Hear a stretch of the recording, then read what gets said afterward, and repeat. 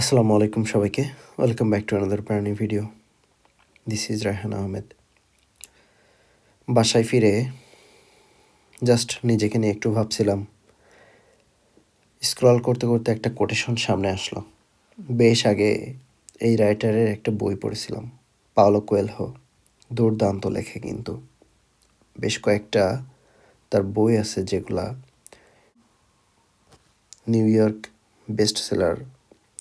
Anyways, যা বলছিলাম আর কি, প্রাত্যহিক কাজের চাপে আমরা অনেক সময় অনেকগুলা কাজ করতে পারি না যেগুলো আমাদের করার খুব শখ, কিংবা অনেক ইচ্ছা, তীব্র ইচ্ছা ভেতর থেকে, কিন্তু মনে থাকে না, কিংবা কাজের প্রেশার অথবা ক্যাপাসিটি থাকে না, অথবা সময় সুযোগ হয়ে ওঠে না, অথবা ফাইন্যান্সিয়াল ক্রাইসিস, সব মিলিয়ে এখনই সময় সেই কাজটা করার।